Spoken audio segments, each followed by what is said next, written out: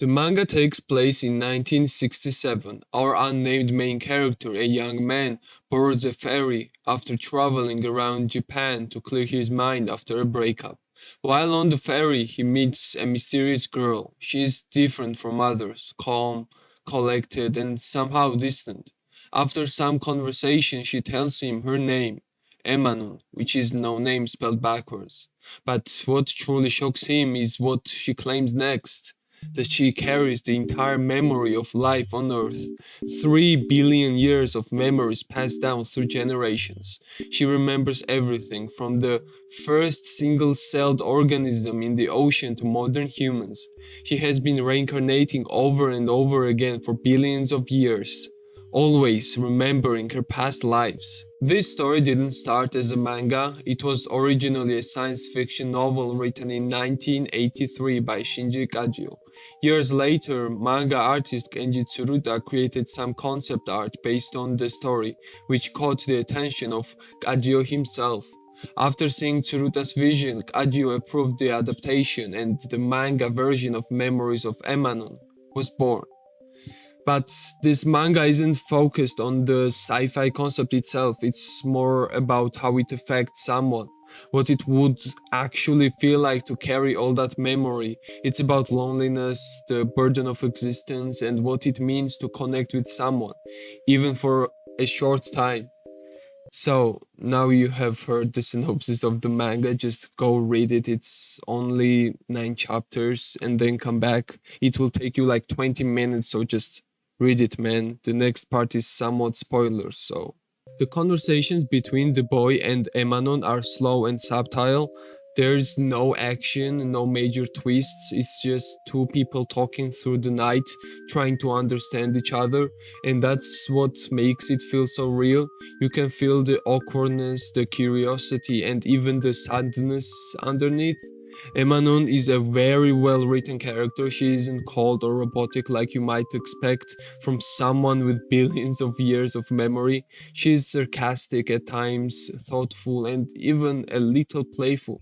She doesn't act like a god or someone superior, she just seems tired, not physically but mentally and emotionally.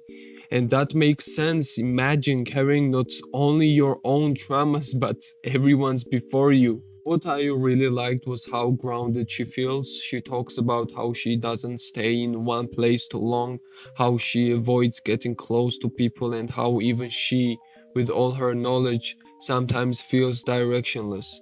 The boy, on the other hand, represents the average person.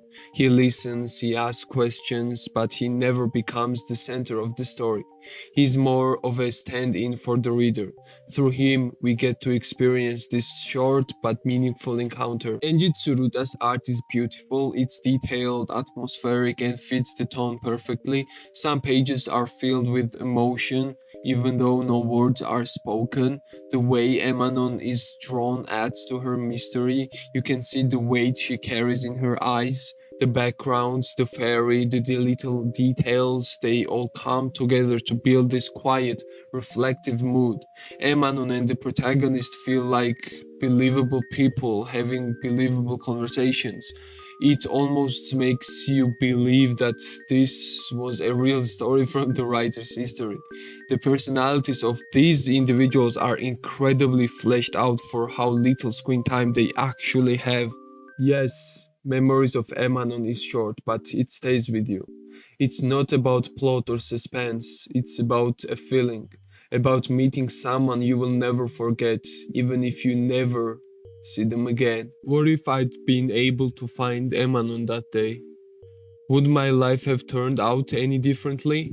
I had 2 children with my wife who never read sci-fi. My father died. I got a promotion.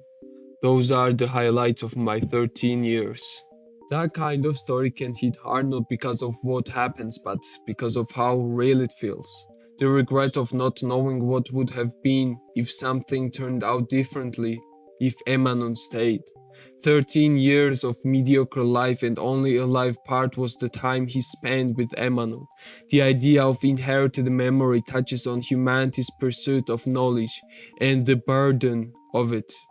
Passing down memories from each individual in a family tree is a very interesting concept, dealing with humanity's pursuit for knowledge. It's handled very well. Emanon is affected deeply by her disease. While she seems to maintain a cynical demeanor, she is clearly in pain, bearing witness to the entire history of life itself. Having creative ideas isn't much when you can't present them in any meaningful way. Giving legitimate and intelligent solutions is what makes so many science fiction giants what they are. The only real criticism I have is the ending.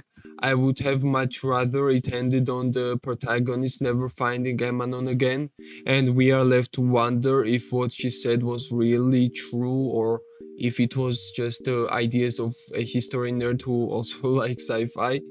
That would have honestly made this a 10 out of 10 manga, but it went the route of the cliche and made our protagonist meet her in her new form and subsequently show what happens to Emanon after they give birth to the next one.